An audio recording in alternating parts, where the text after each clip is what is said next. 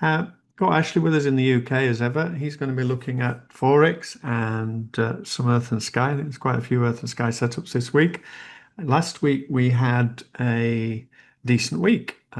If you caught the trades Ashley and I caught, I think both caught the Aussie yen, and then the following day we caught the New Zealand yen. And again, it's this thing about just being patient and disciplined and waiting. And I spend far more time on research and doing other things than I do on Forex these days because I'm only in Forex to make money. And I'm in everything to make money, obviously, but I'm not one of these people that wants to be trading all the time. Although we do have some folks with us who are. And John's with us today. He's the one that's testing this gold strategy. And he and I have a meeting tomorrow to have a catch up on that one.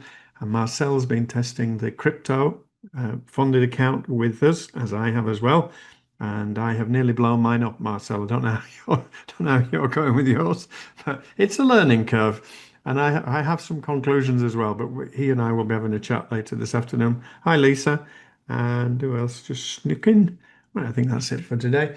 Okay, can you see my screen? Yes, Mark. Hi, Ashley. Thank you very much. Right. So, as Pierre says, there's loads of possibilities this week. Ashley's going to be going through that with you. And he also pointed out about correlation the other day on how you can use it to help you to avoid doubling your risk. And the thing with correlation, of course, is if you have two trades going in the same direction, it's the same betting effect. And you get correlation, obvious correlation of the yen pairs when one of them sets off, like last week. We were fortunate last week because the Aussie yen fired, I think, on the Wednesday, and then the New Zealand yen didn't actually fire till early Friday morning. So you were able to be in and out and then into the next one. Had you taken both trades at the same time, you would have had to halve the risk. Now, I did okay out of it because I took 60% of, I think there is a video in my blog. If you go into here, if you're new, go in here and you will find the video from last week. I scaled out as I always do. I think Ashley was in it and up 100 pips and the thing flipped on you, didn't it, Ashley? Yes, it did. I managed to take some profit though, and then I didn't take the New Zealand yen because I thought it wouldn't come there. Yeah. Yeah. Okay. So yeah, again, once again, folks, especially at the moment, is take some profits when they present themselves, particularly in FX, and particularly if you trade in the longer time frames, because you wait a long time for a trade, and then all that needs to happen is Trump says something, or especially with what's going on with all the conflict around the world at the moment, anything at any second can flip and change everything, and therefore you need to be mindful. Unless you sat there day trading and watching all the time, just be very careful. And when you get to twice the risk and it seems to be stalling or it's done the daily range, and there's loads of examples again in the blog and also on our YouTube channel for short videos showing you multiple occasions when we show you how and why we take partial profits. Now, when you go into the other section on here, those you've been with us for a while, so you scroll down here and you go to the investing corner, and then it talks in here my background in stocks in the 90s. And the thing with me, why I believe my edge, apart from the fact that I'm good at the technical analysis, is trying to be in the right market at the right time. And so, as we know, we caught crypto in 2020, just in time for the boom. We caught gold in 2022. And the thing is, with gold in 2022, I was getting involved in that mainly as a hedge against inflation because of all the money printing that had gone on. But have added to gold significantly, and gold and silver and miners are now 30% of my overall portfolio. And I have partly added to that as well because of all the chaos that's going on in the world and all the conflict as well as. So once again, if you want to go back through, go in here, and there's tons of articles in there and videos explaining what I've done and why. And then in 2024, I need to update this actually. I was in 2024, I was focusing on the latest cycle, metals and miners. Well, metals have gone up probably 40 odd percent since then. And the miners, some of the miners up are 70, 80, and one of them was up 260. So again, it's this thing about trying to position yourself for what's going on. Now, I've been thinking for the last 2.5 years, 3 years, there's going to be a crash. And it's not happened, and yet I've still managed to be very profitable. I think this year more than ever, I think there's going to be a crash. And I shared last week in the live training session, and the recording of which you can find if Ashley's done it. It is in the education section, and go in here and you will find all the previous ones. And you can also find them in this section in here. So again, I was talking last week about I sold quite a few positions. I took profit on the FANG stocks because the S&P was up at 6,000 and I had pre-planned. And that's the other thing for you. If you're investing or in gold or in crypto or anything, have a plan in advance what you're going to do, because the thing is, when you get there, then what tends to happen is emotion and greed takes over and you think, oh, I'll just hang on a bit longer. And there will be people in this room who held on a bit longer in Bitcoin in 2021 when it was at 67,000 and watched it come all the way back down to 25 over the next 18 months. So you know the pain, you know what it feels like. So have a plan this time. And I was saying with, mind you, said all that, do as I say, not do as I do. When Bitcoin came up to 100K, I swore I was okay from the first crash because I had bought Bitcoin at 8, and then all the way up I was taking the stake out and taking some profit out. But I did think that when in 2021 when it tanked, that next time it gets up to 70 and especially 100, I would sell a lot of it. And I did take some profit at 100K. I didn't sell as much as I intended because I still have of a mind fundamentally that I think it's going to keep going. But certainly those who suffered the pain last time and hung on and waited all the way through, it was a sensible thing to do. But yeah, on that basis, do as I say. So all of that you will find in here. And then this is an interesting article. This is I'm a free subscriber to this guy. This guy hates Trump with a passion, and he sends out far too many emails.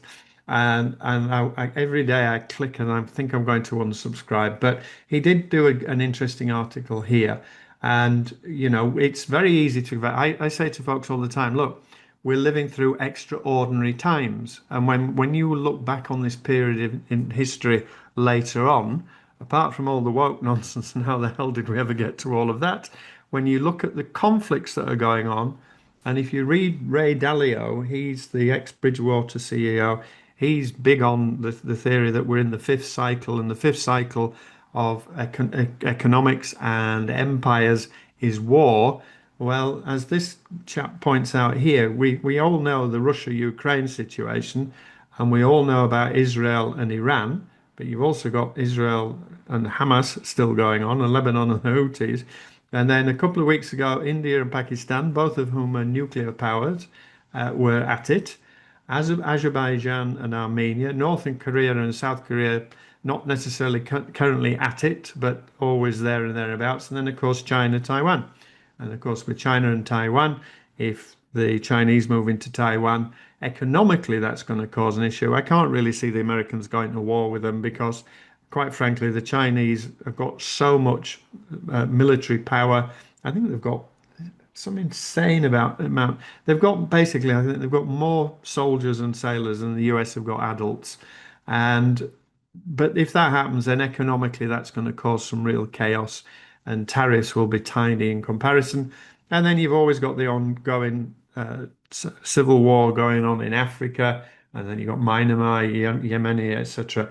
And then they're talking about who's been armed and are we sleepwalking into nuclear catastrophe. You know, you think back to the 60s and the Cuban Missile Crisis, and that was everybody was terrified. Now they keep poking the Russian bear, and the Ukraine thing could have been avoided in the first place if they hadn't poked the bear. But now you've got people like Lindsey Graham, this senator in America, doing all the shouting and whatever. Russia is a nuclear power. If you push them into a corner enough, the danger is they're going to do something stupid. And some of these other countries that have got nuclear power are led by, shall we say, people who are certainly more erratic than Putin is. So it is a dangerous world. And this, again, substantiates for me my reasoning for focusing on gold and silver.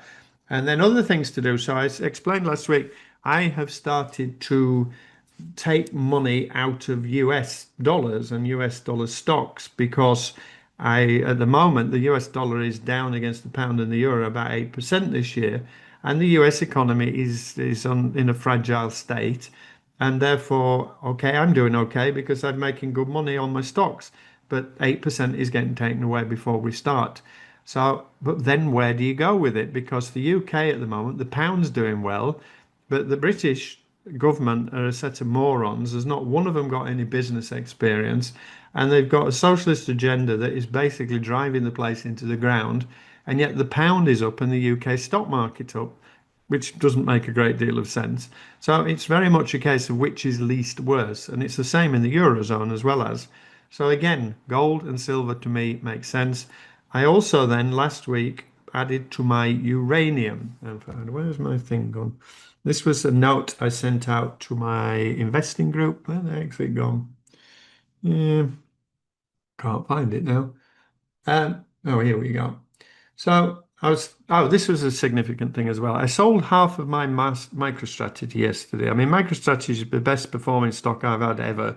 It was up 1400% last year, made a shed load of the money out of it.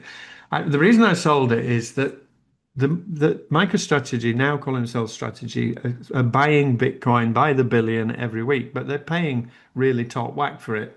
And therefore, the average cost of acquisition for MicroStrategy has gone up from something like 35,000 to 75,000. So if we get a crazy dip, that could really cause an issue. And so I put it more into Coinbase yesterday. And a report that I've been reading this morning gives me a bit even more confidence that I think that might have been the right decision. As ever, this is not financial advice. Um, and then also, I am looking to add some back into CLSK. I own all of the crypto stocks. I've got Riot, I've got Wolf, I've got, ooh, well, I'll show you them in a moment. But I've put more into Coinbase. And I've ever explained in the past, Coinbase is a legal entity in the USA. The Trump administration are pushing for crypto now like nobody's business, and particularly the sons are heavily into it. In fact, I think Trump even declared 58 million income himself on his tax return the other day I'd seen. So it's all going head on with it. And the more people that come into crypto, just like the more people that started using the internet. So I explained before, the internet in the 90s when I was buying stocks in the dot-com boom, there were 10 million people using the internet. And by the time of 2008, when the crash came, it was something like a billion. So the more people come into crypto, then the beneficial it will be for Coinbase. What I didn't realize with Coinbase was the significance of the IPO last week of Circle. Anybody know the significance? Why is the Circle IPO, the stable coin, why is that beneficial, massively beneficial to Coinbase? I'll have a sip of my tea.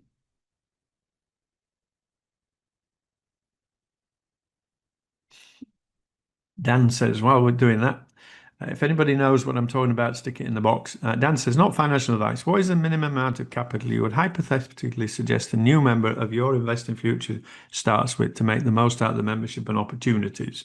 Um, Depends what you go into, Dan. I mean, if you're going into higher risk stuff, which potentially gives you better reward, then you could probably get away with £1,000.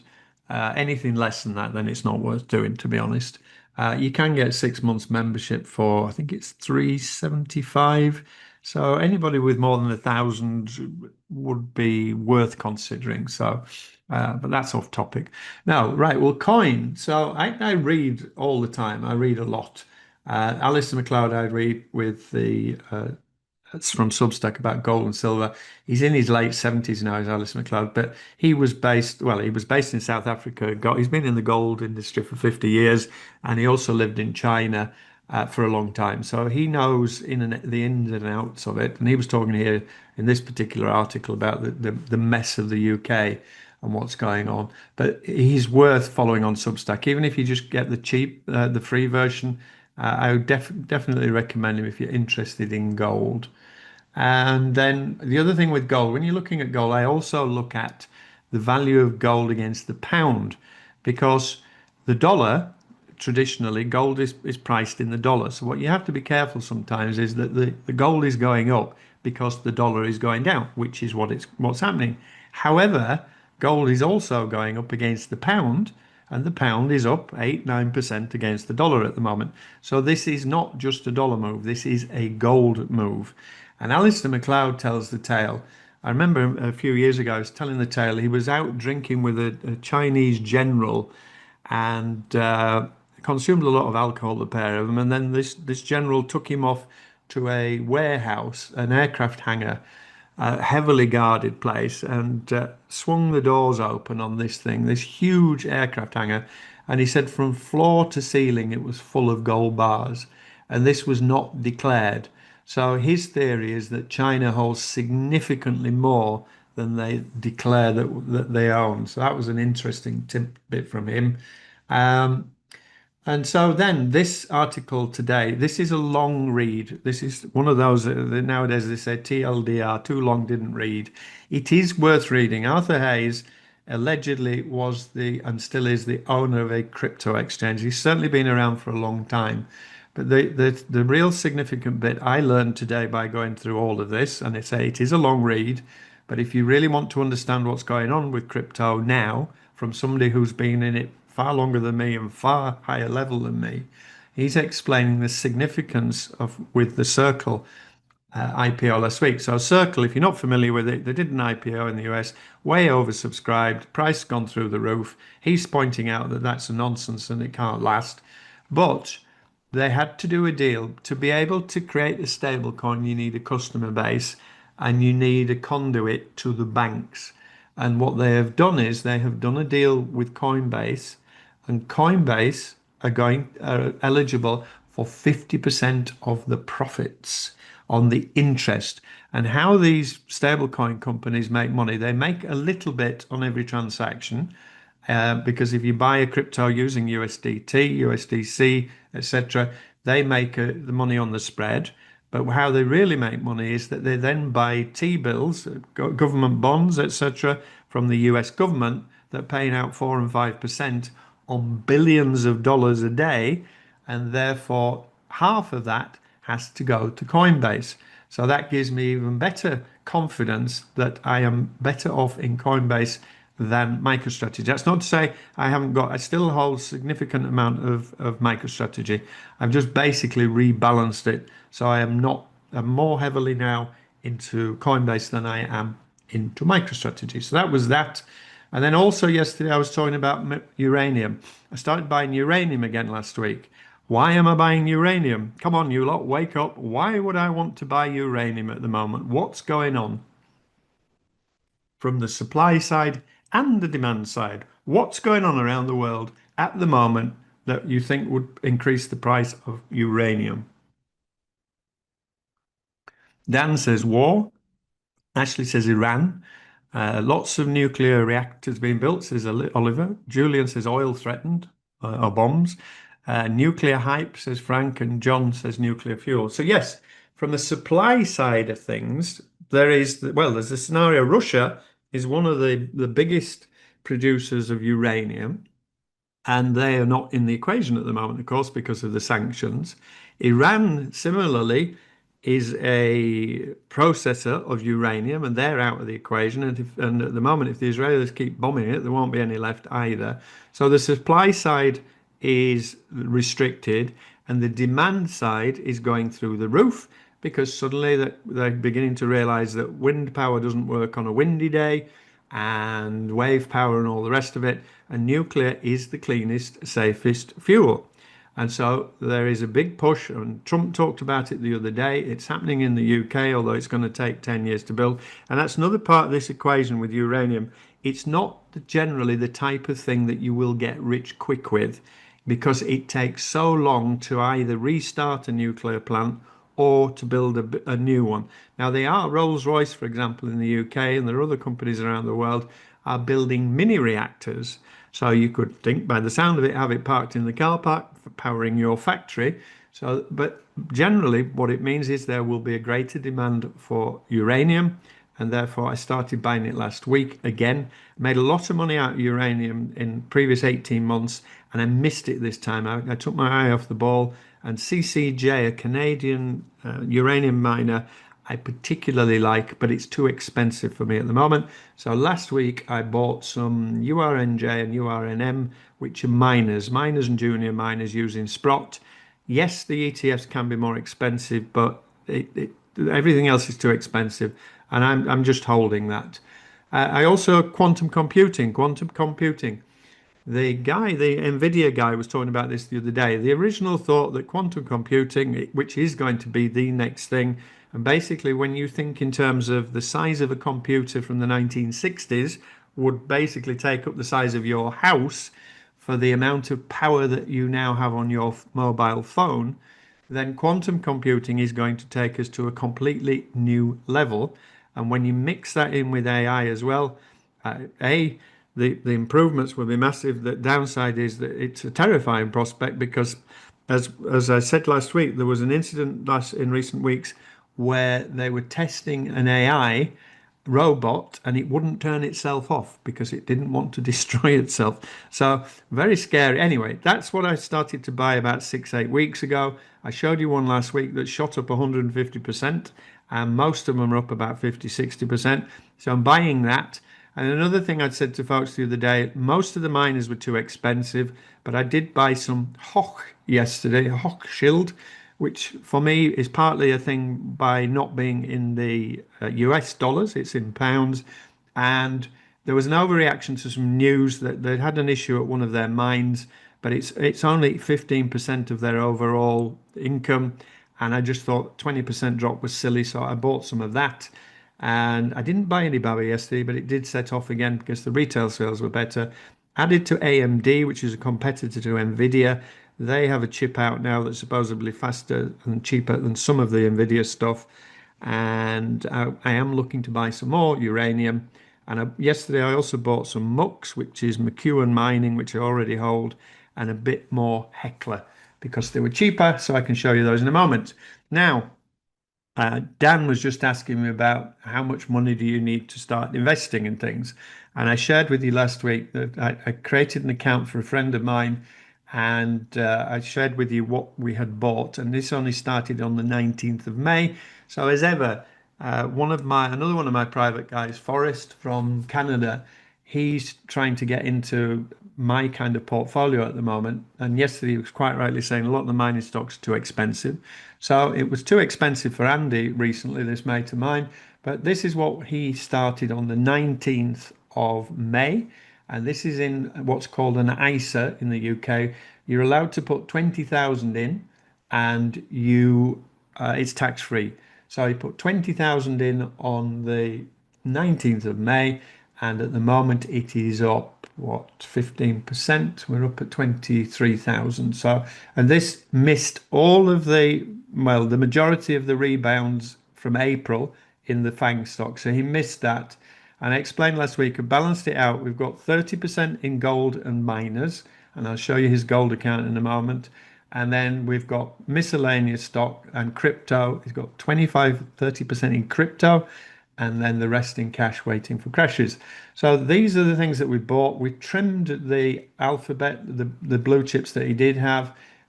His biggest holding at the moment, let's think, is, well, MicroStrategy. He didn't get my message yesterday to swap some of this out.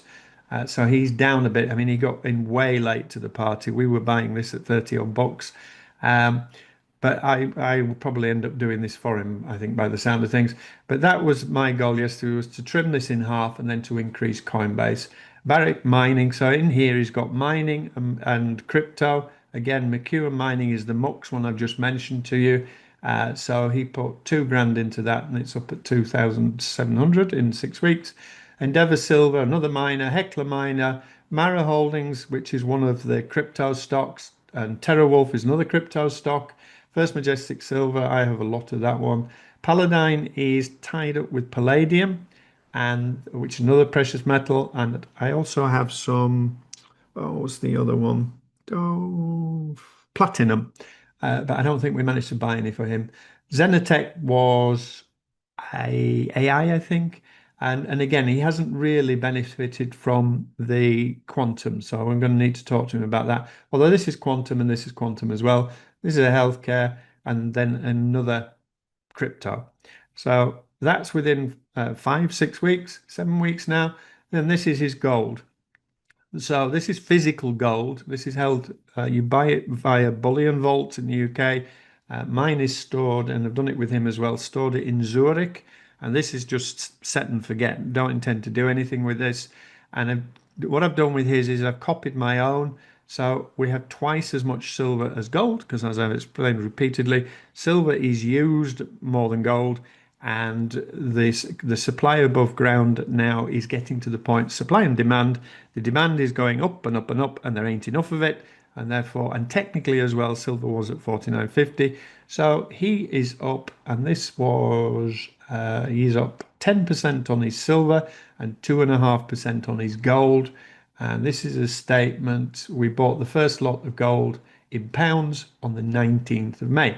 So the moral of the story is you're not too late to the party, but be thinking about what's coming along next and what to get involved with. Now, I subscribe to numerous people on Substack because I get to use their research some of the time. I did pay for this yesterday. I invested a huge amount of $5 for a month. And at the moment, I'm wondering why, because there doesn't appear to be anything in here from him about uranium. So it's just links to other people's. I have a few free ones to give out. If anybody, I'll have to give it to private folks first. But at the moment, I'm at a little bit of a loss to what I'm paying for. Right, I didn't know whether to show you this today, but this is embarrassing. But remember, we said last week, let's use other people's money to scale our profits. And so Marcel, who's with us today, one of my private students, is from Germany. He and I are having a meeting in an hour or two's time to confer and decide what he thinks and what I think. We both put $100 odd into a funded account with breakoutprop.com. I've managed to nearly blow mine up, and but I only lost $110, and that was the point I was making last week. We are using other people's money to play with whilst we decide on a strategy, and as to what we're going to do next or not, we'll decide in the short term. Well, let me show you. So this is how it works. This is a $10,000 account. You start off with $10,000 and the goal is to get to 11.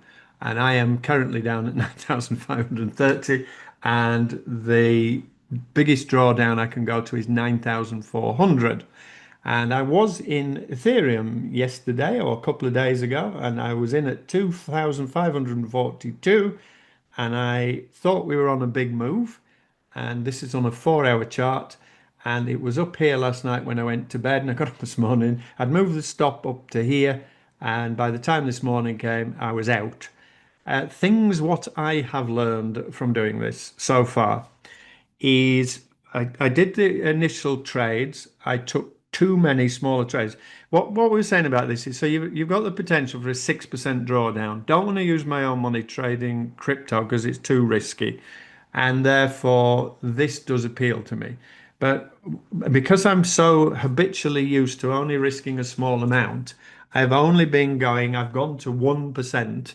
And in retrospect, and what I did in the first batch of trades I took, I was long Ethereum, Cardano, and maybe Doge or something at the same, Solana, I think at the same time. And basically, I let them all run. One of the limitations, big important limitation for me on this, is it won't let you take partial profits. So the only thing you can do is to split the trades in half and put.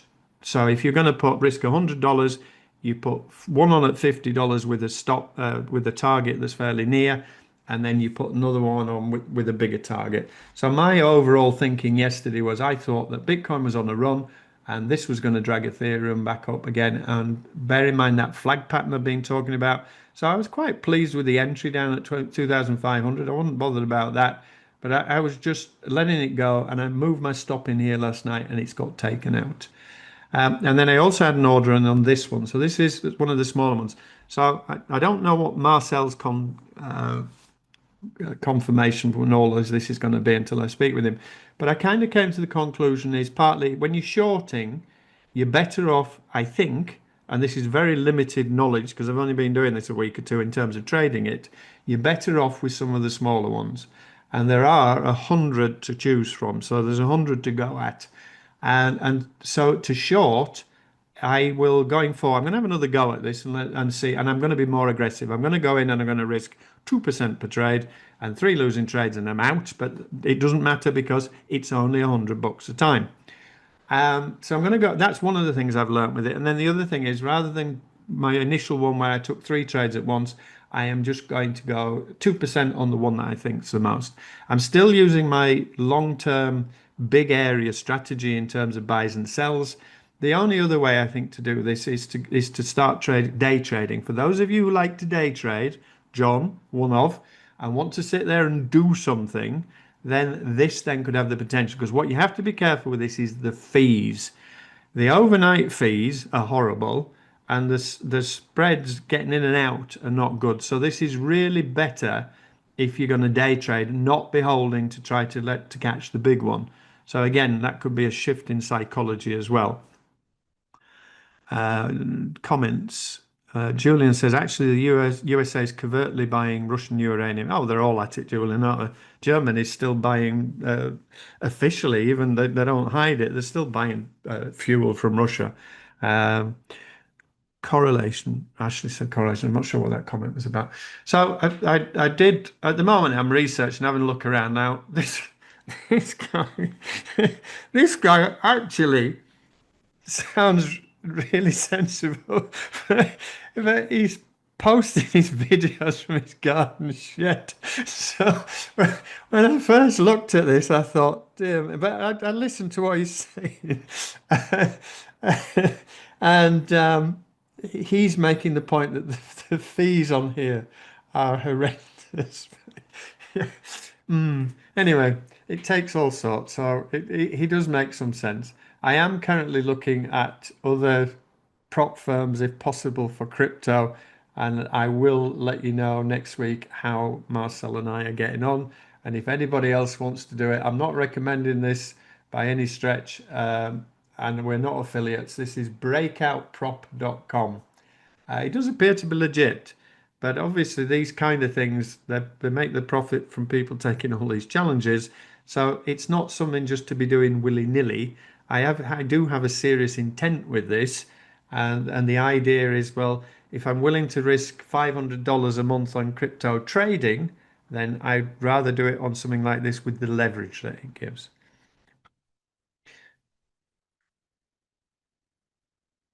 Daniel, is there any day trading training inside FMP?